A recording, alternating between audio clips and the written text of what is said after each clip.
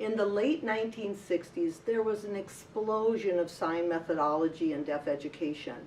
At this time, many educators and parents saw the popular approach of oral-only or oral-oral communication as one that wasn't working, and many intelligent students were not learning how to speak, use English, or have access to academic material at school.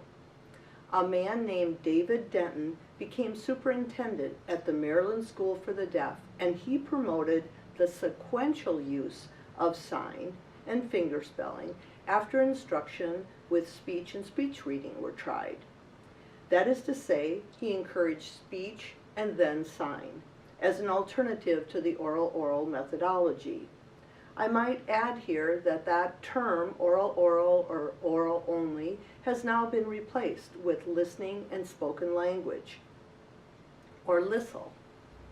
Around the same time, simultaneous use of speech and sign was introduced by Roy Holcomb, a deaf man with 2 deaf sons who was supervisor of a program in California.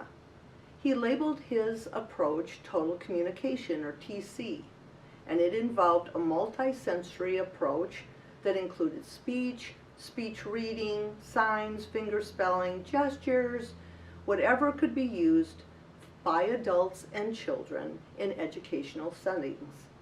Today, most people don't distinguish between total communication as a philosophy and total communication as a method. In practice, there's no empirical basis to suggest that TC differs from simultaneous communication, also called SIMCOM or SC. And what I mean by that is that no one has filmed users of TC or simultaneous communication to show that they differ one from the other. They're pretty much the same thing. In practice, both simultaneous communication and total communication are umbrella terms used to describe speaking and signing simultaneously. Another method, cued speech, was also proposed in the late 60s by Dr. Orrin Cornett. He was working at Gallaudet College, now known as Gallaudet University, and he thought this method would aid speech reading. It is defined by the National Cued Speech Association as a method of communication that uses hand shapes and placement in combinations with mouth movements of speech to make phonemes or sounds of spoken language look different one from the other. Because cued speech is based on making phonemes visible, and there's little research about this method compared to other methods of simultaneous communication, it is not discussed any further in these webinars. The interested viewer is referred to the National Cued Speech Association for more information. And there are several film clips available on YouTube as well as information about the organization. Also in the late 60s, there were at least 3 systems of English signing being developed. These included Seeing Essential English, or C1, now called Morphemic Sign System, MSS, and used in Texas, Signing Exact English, or C, at that time referred to as C2, and Signed English, which is no longer used as far as I have been able to discern. Each of these systems are described in more detail a little bit later, but for now I'll say that with each of these invented systems, speech was paired with sign, so that a bimodal method of communication was invented. 2 modes of communicating the same language, English, one on the mouth and one on the hands.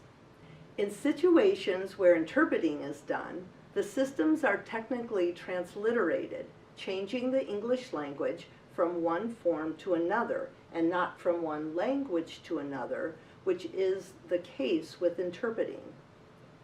So next is some information about Seeing Essential English, sometimes referred to as C1. Today it is referred to as Morphemic Sign System, as I mentioned earlier, and it was introduced in the 1960s, 1966 to be exact, by David Anthony in California. He was a deaf man and a teacher of the deaf. The system used separate signs for most syllables of words, and those are now called pivots. The word communication, for example, has 5 pivots. So there's almost a sign for every syllable of a word. This means that words like gene, for example, has a sign, and there are different signs for genetic, general, and generous. These are examples given by Gustafson, 1997. I wrote a history of MSS and published it in the American Annals of the Deaf in 1996. Today, the only place I know of that uses MSS is Amarillo. In the late 90s, when I did that research and published that article, it was with a remarkable educator, Wanda Milburn.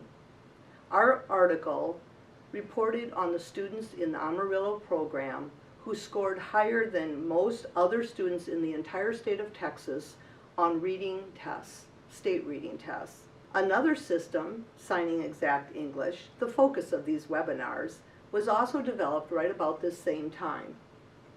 Its authors were Jerilee Gustafson, a deaf woman and a teacher of the deaf, and Esther Zwoko, the daughter of deaf parents. The signs were illustrated by one of their colleagues, a mother of a deaf child. Esther Zwoko and Donna Fisking were educational interpreters and worked in California at one of the schools there where Jerilee Gustafson also worked. Their system was originally referred to as C2 because MSS was originally referred to as C1. Both MSS and C are signed in a grammatically accurate way in which users attempt to include every morpheme of what is said. Finally, about the same time, deciding that C1 and C2 were too complicated for young children, Harry Bornstein and his colleagues at Gallaudet College, now Gallaudet University, invented Signed English. Their comprehensive dictionary looks like this, and as far as I know, the system is no longer used. They developed a whole series of preschool books for children and published them through the Gallaudet Press.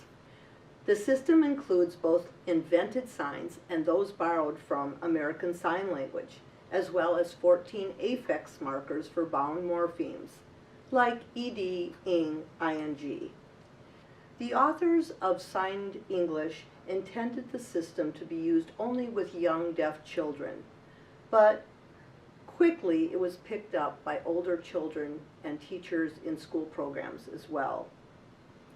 In research I published in 1988, I found that Signed English was not signed consistently and that sometimes was signed literally and sometimes signed conceptually.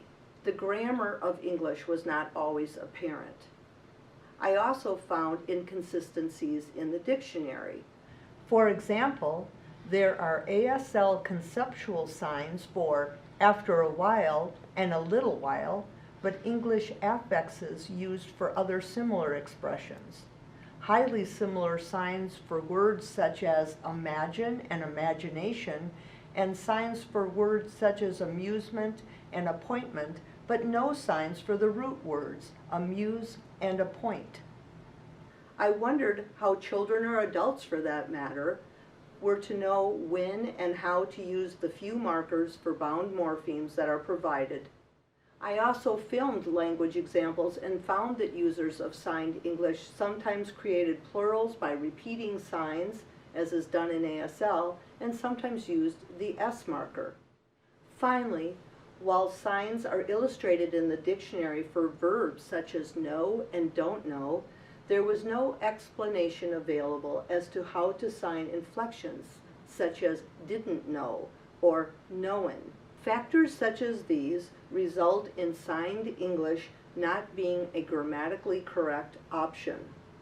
Some people combine American Sign Language and English in Sign in a way that the grammar of neither language is accurately represented. These methods are called Pidgin Signed English, PSE, or contact signing, and conceptually accurate Signed English, or CASE. These are naturally occurring methods of communication when people from different language backgrounds wish to communicate with each other. Let's watch 3 ways of signing so you can compare them. The women are each signing the same sentences, one in American Sign Language, one in Pidgin Signed English, and one in Signing Exact English.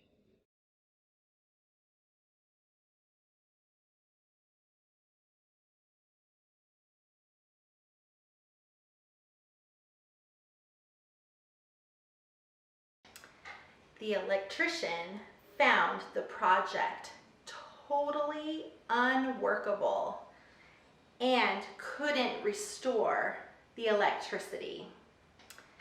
The electrician found the project totally unworkable and couldn't restore the electricity.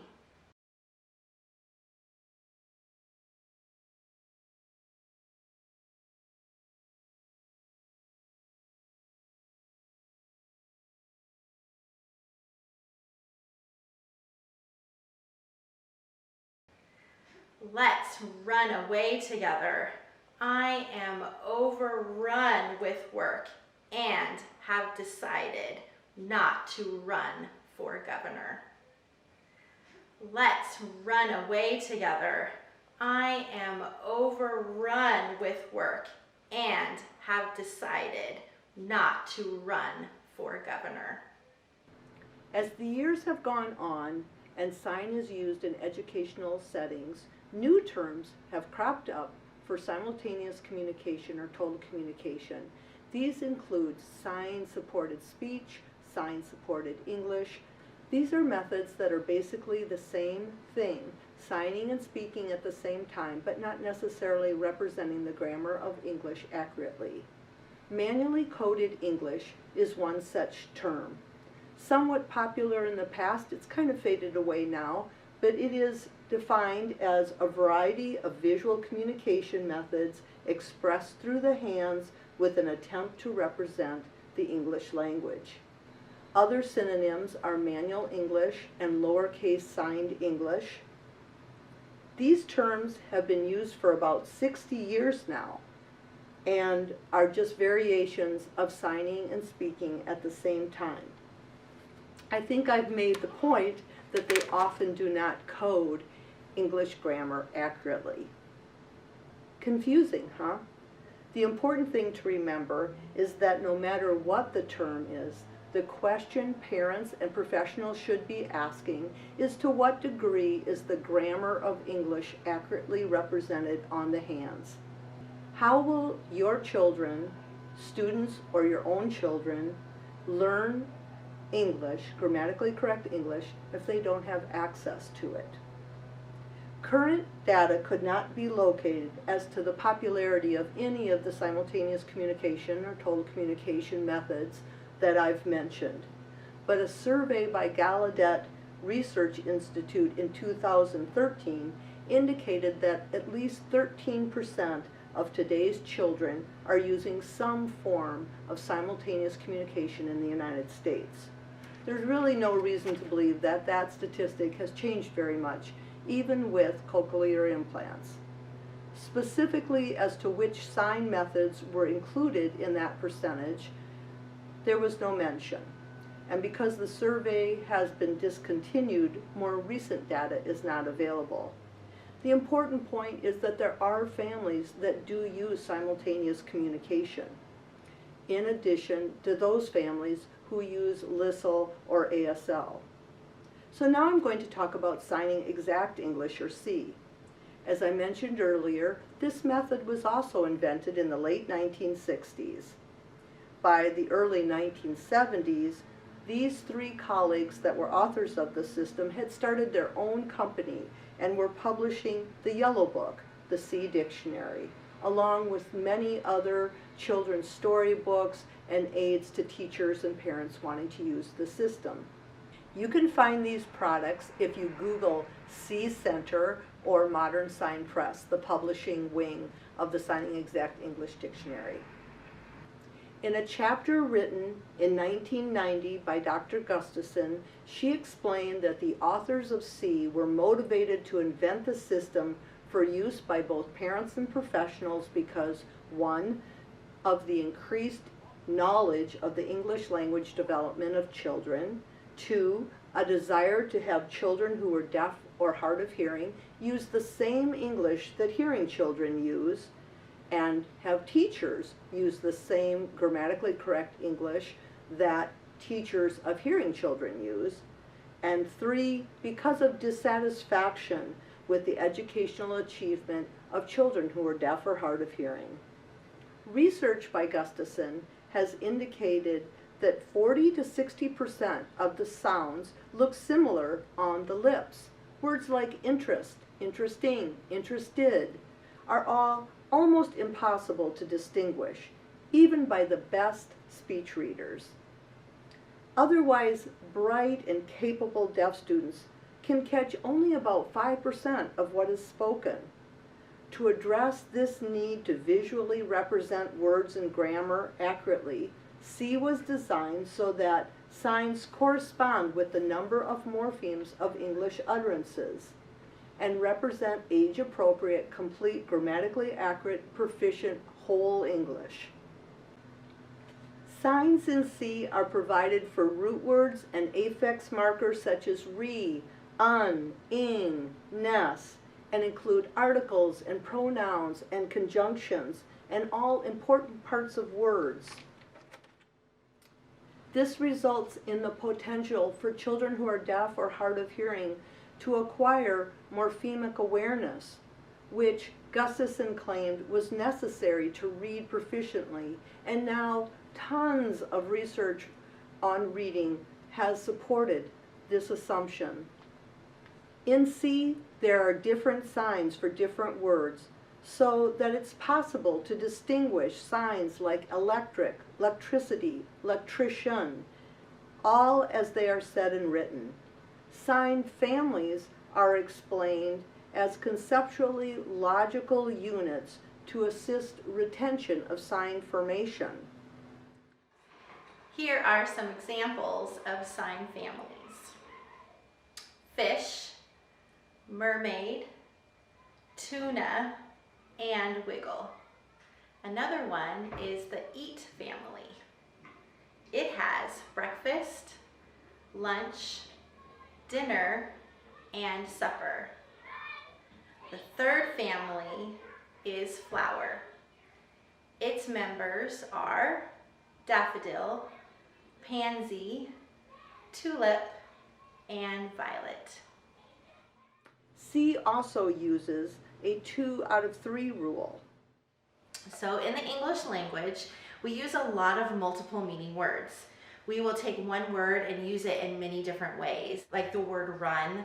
I'm running to the store, the water is running, my nose is running, I'm running my stocking, we're going to run out of paper. We use a lot of different definitions for that one word run. So how are we going to use that in Sign Exact English?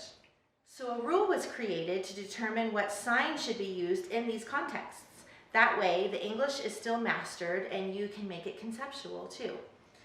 So when we use multiple meaning words in spoken English, we tend to just accept that that word is used in multiple different ways, so we really don't give it another thought.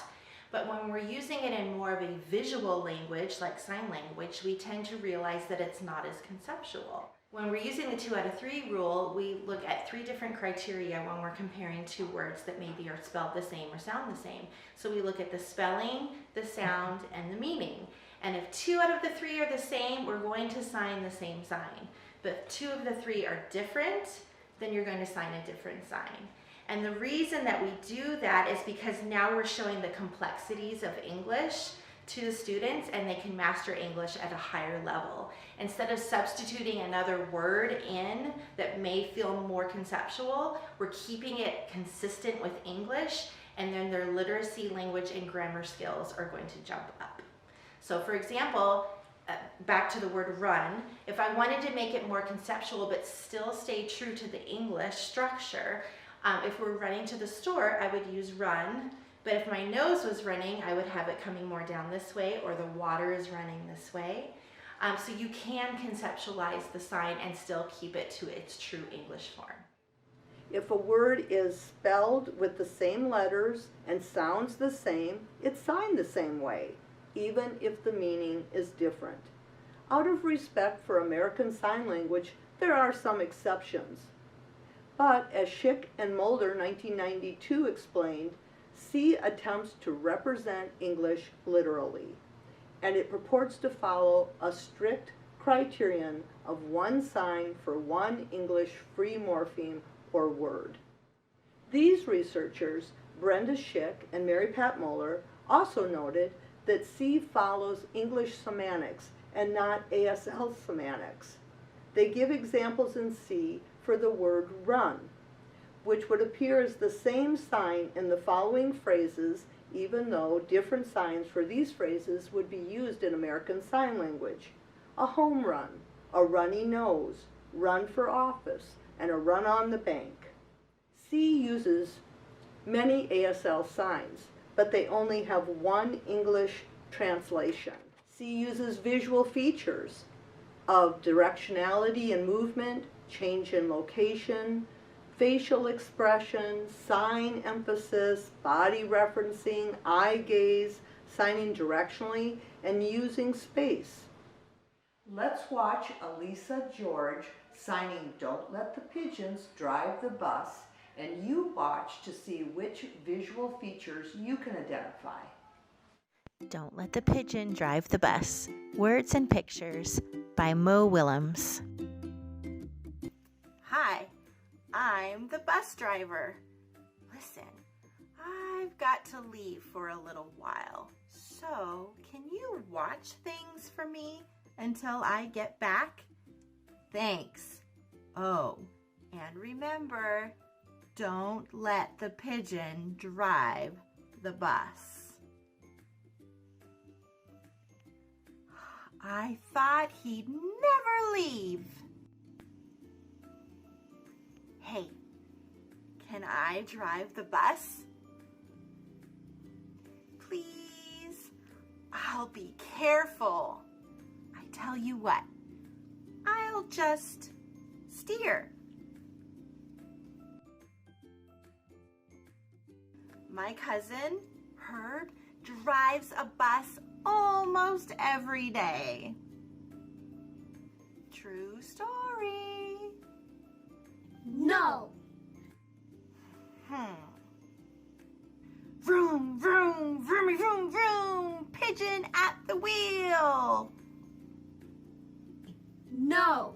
No, I never get to do anything.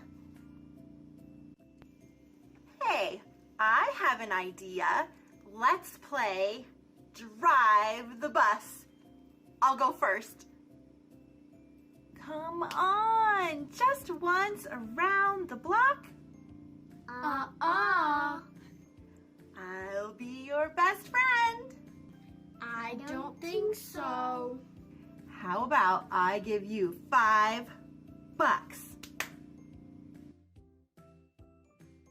No fair. I bet your mom would let me.